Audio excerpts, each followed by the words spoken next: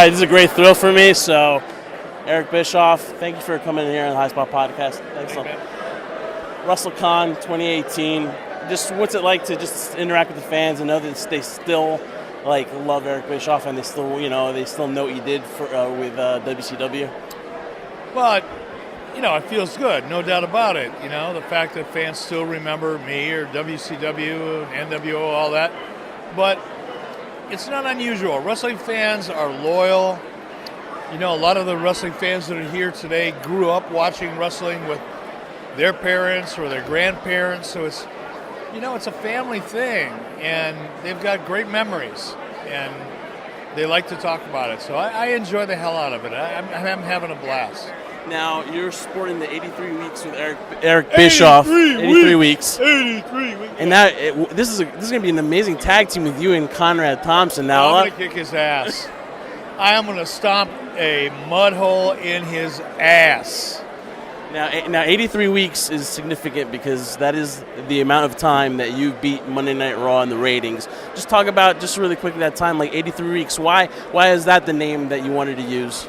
Well, believe it or not, I don't think, 83 weeks doesn't really have anything to do, in my point of view, with, kind of celebrating how many times we defeated, Monday Night Raw head-to-head consecutively, because we created a better product and taught them how to create the Attitude Era. It's none of that.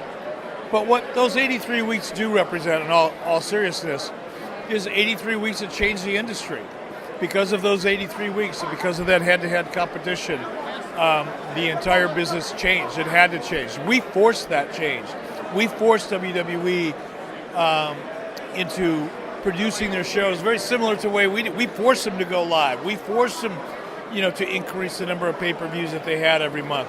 We forced them to create a more reality-based type of wrestling content. We forced them to create the Attitude Era.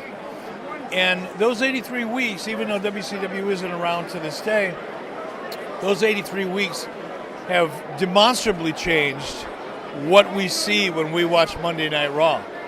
Our fingerprints are all over that show. My fingerprints are still all over that show. So the 83 weeks isn't about us patting ourselves on the back, or me probably more than Conrad, but it is talking about all of the things that changed during that period of time that, like I said, we still see today, and I think are at least partially responsible for the success of the industry today. Now, of course, everyone's here partly because of WrestleMania, which is this Sunday. You're still at heart. You love this business, and if you could promote a match on this card, or that you'd want to sink your teeth in and help hyping up, which one would it be of the stacked lineup that we have on Sunday? Which one really, for you, would you be like, wow, I'd like to get sink my teeth into this one? I would have liked to have had a little bit of something to do with Cena and Undertaker. Not that they haven't done a great job. When I said this on my Periscope on Twitter the other day, when John Cena first called out the Undertaker, I was like, whoa, this is going to be great. Because to me, there could be such a great story there. John Wayne did a movie. It was his last movie that John Wayne ever did, called The Shootist, with Ron Howard.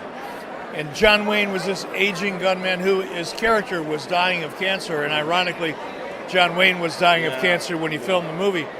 But John Wayne's character in the movie was dying of cancer, and all he wanted to do was ride off into the sunset and enjoy some peace in his life. And this young gun came up behind him and wanted to make a name for himself by taking out John Wayne's character. And when I first heard Cena call out Undertaker, I thought, wow, that could be very similar. Now, John Cena is obviously a babyface, so him calling out the Undertaker isn't a traditional good guy, bad guy, heel, babyface scenario.